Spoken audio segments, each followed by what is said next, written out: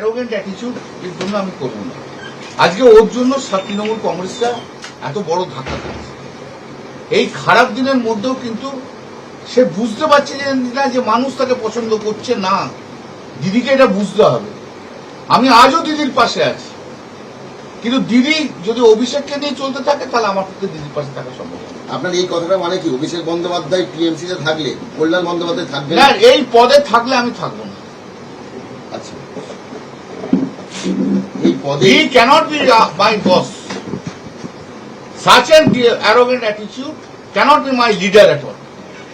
আপনি তো যখন শাসক দল ক্ষমতায় ছিল আপনার দল, তখনও আপনি বিদ্রোহ করেছেন। 2022-এ করেছি। আজকে যারা বিদ্রোহ করেছে তারা 2022-এ আমার পাশে দাঁড়ায়নি। 2022-এ তারা আমার পাশে দাঁড়ায়নি, কিন্তু আমার নামে পোস্টার করেছিল। এখনো আমি মমতাদির সঙ্গে আছি। মমতাদিকে বুঝতে হবে কার জন্য দল আজকে এই জায়গায় এলো। দিদি যদি এই ডিসাইডটা না করতে পারে তাহলে মুশকিল আছে। দিদির যেমন ভাইপো রক্তের শরীর আছে, রক্তের সম্পর্ক আছে অভিষেক বন্দ্যোপাধ্যায়ের সঙ্গে, তেমনি আমরাও দিদির সঙ্গে 40 বছর ছোট ভাইয়ের মতো কাজ করেছি। করেছিল ডিরেক্টকে বলে দিয়েছি, দিদি তারপর তার ফোন করেনি, ফোন করলে বলে দেবো।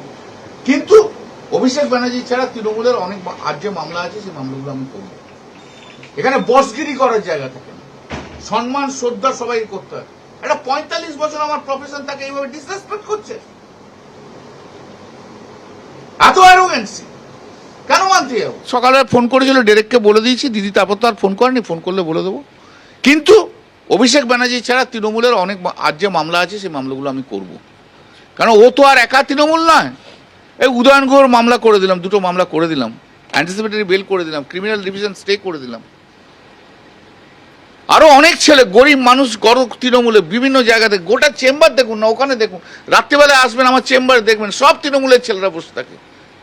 আমি কোনো রোজগার এখন করছি না, আমি তো বলেইছিলাম 1 বছর রোজগার করব না, আমি তৃণমূলের জন্য মামলা করব।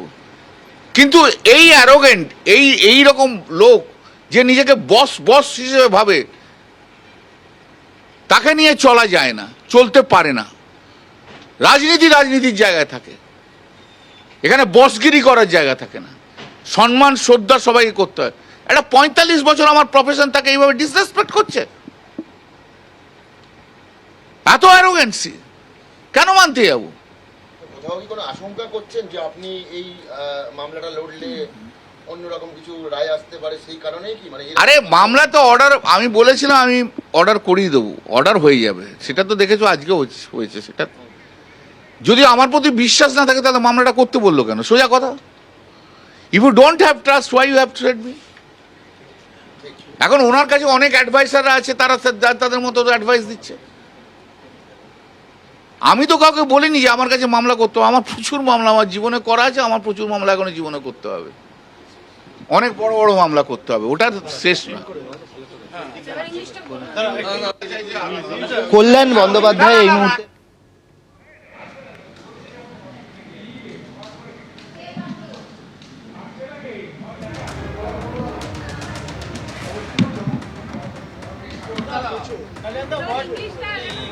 তাহলে আমি উঠে যাই, আপনি যদি এত ডিস্টার্ব করবেন তাহলে। কল্যাণ বন্দ্যোপাধ্যায় এই মুহূর্তে এখানে রয়েছেন। কল্যাণ বন্দ্যোপাধ্যায় এই মুহূর্তে রয়েছেন, আমরা দেখতে পাচ্ছি, তার সঙ্গে কথা বলবো। কল্যাণদা, একটা জিনিস জাস্ট আপনার থেকে জানতে চাইবো যে ঠিক আছে, আমি হিন্দিতে নিচ্ছি না। কল্যাণ বন্দ্যোপাধ্যায় এবার সরব হয়েছেন, তিনি বলছেন মমতাদিকেই ঠিক করতে হবে কে থাকবেন, অভিষেক বন্দ্যোপাধ্যায় নাকি কল্যাণ বন্দ্যোপাধ্যায়। মমতা বন্দ্যোপাধ্যায়ের পাশে তিনি আছেন, কিন্তু কোনোভাবেই অভিষেক বন্দ্যোপাধ্যায় ওই একই পদে থাকলে কল্যাণ বন্দ্যোপাধ্যায় থাকবেন না। অভিষেক বন্দ্যোপাধ্যায় কোনোভাবেই তার বস নন, বসগিরি চলবে না। 2022 সালেও তিনি বিদ্রোহ করেছিলেন, কিন্তু আজকে যারা বিদ্রোহ করছেন সেই দিন তারা বিদ্রোহ করেননি। অভিষেক বন্দ্যোপাধ্যায়ের বিরুদ্ধে সেদিনও কল্যাণ বন্দ্যোপাধ্যায় সরব হয়েছিলেন, এমনই দাবি করলেন। সকালবেলা আমি মেনশন করলাম যে এরকম ইলিগাল সার্চ হয়েছে, এমন হয়েছে। জজ সাহেবকে বললাম তুমি মামলাটা নাও, বলো কালকে সকালবেলা আমি মামলা নেব। আজকে আর হবে না, কাল সকালে নেবো, লিস্ট পাবলিশ করা যাবে না, মামলা নেব। আমি চলে এলাম, আমি চেম্বারে এসে 12:30 1টার সময় একজন লয়ার এসলো, এসে বললো অভিষেক ব্যানার্জি বলেছে যে একটা রিট পিটিশন ফাইল হয়েছে সার্চ নিয়ে। আমার সার্চ নিয়ে একটা রিট পিটিশন ফাইল হয়েছে, তুমি আমাকে বলোনি কেন ভাই? তাহলে সকালবেলা আমি মেনশন করতাম না। একই সার্চ তো দুটো জায়গায় সাবজেক্ট ম্যাটার হতে পারে না। আমি সার্চটা ইলিগ্যাল বলেই তো আমি অর্ডারটা ওখানে রিলিফ পাবো, ওটা তো আমি চ্যালেঞ্জ করছি এখানে। তোমরা যে কোনো জায়গায় কাজ করো একজনকার বুদ্ধি নিয়ে করো, 4টে অ্যাডভোকেটের বুদ্ধি নিয়ে হয় না। আর যাকে ইচ্ছে দাও ভাই, আমার কোনো আপত্তি নেই। আর আমাকে ডাস্টবিন হিসেবে ট্রিট করবে না, আমাকে জানিয়ে দাও ভাই করবো কি করবো না। সারাদিন কেউ কিছু জানালো না, সকালবেলায় আমার ছেলে বললো রাত্রি 12:30টায় জানিয়েছে আমাকে বাদ অয়ন ভট্টাচার্য করবে। অয়ন ভট্টাচার্য তো আমার জুনিয়রের জুনিয়র কাউন্সিলর যে কুণাল ঘোষের খুব না না না না ওই অয়ন ভট্টাচার্য, ও সিনিয়র অ্যাডভোকেট, ও অনেক জুনিয়র, বলছে স্যাবই করবে, করুক। তা যার এত অ্যারোগেন্সি, যার এত ফ্লাকচুয়েটিভ, তার মামলা কেন করতে যাবো? যে 45 বছর একটা সিনিয়র লয়ারকে রেসপেক্ট দিতে জানে না, যে মনে করে যে ক্যামাক স্ট্রিটের এমপ্লয়ি, তার সঙ্গে কেন থাকতে যাবো? এত অ্যারোগেন্সি কিসের? কিসের এত অ্যারোগেন্সি? কিসের এত ফ্লাকচুয়েটিভ ডিসিশন? এই খারাপ এখনো 4th মের পর বুঝতে পারেনি যে ওর জন্য দলটার এই সর্বনাশ হয়ে গেছে? বুঝতে পারেনি? বোঝার তো একটা মানুষ তো বুঝবে। সবাইকে ডিসরেসপেক্ট করব সম্ভব নয় আমার ওর সঙ্গে কাজ করা। আমি দিদির সঙ্গে আছি, মানে এই হারে হারের জন্য তো ওই তো সবচেয়ে বেশি রেসপন্সিবল। লোকে কি বলছে? আমার মতো সৎ রাজনীতিবিদ কজন আছে আমি বলছি তোমাকে, ক্লেম করছি আমি, কিন্তু আমাকেও তো চোচ্চ শুনতে হচ্ছে ওর জন্য। মানে অভিষেক বন্দ্যোপাধ্যায়ের জন্য আপনাকে নিশ্চয়ই শুনতে হচ্ছে না। 2022-এই তো আমি বলেছিলাম যে একে হবে না, এর দ্বারা দল থাকবে না। পুরনো ইয়ে বার করো, দেখো। আপনার সঙ্গে এর আগে হয়েছিল, আপনার সঙ্গে যে বয়স্ক মানুষদের 2022 হয়েছে, 2022 ওটা তো অন্যান্য ইস্যুতে হয়েছে। যখন ওই গোয়া ত্রিপুরা নিয়ে হয়েছিল, তুমি খবর নাও। ডায়মন্ড হারবার মডেল নিয়ে বলেছিল, এই তো ডায়মন্ড হারবার মডেল আজকে শেষ করে দিয়ে গেল পশ্চিমবাংলায়। এই ডায়মন্ড হারবার মডেল নিয়েই তো কথা বলেছিলাম 2022, আমি একা। আপনি থাকবেন এই অভিষেক বন্দ্যোপাধ্যায় দলে? দিদি, এটা দিদির ওপর নির্ভর করছে। দিদি যদি মনে করে যে অভিষেক ছাড়া চলবে না, আমি খুব দুঃখিত যে আমাকে ছেড়ে চলে যেতে হবে।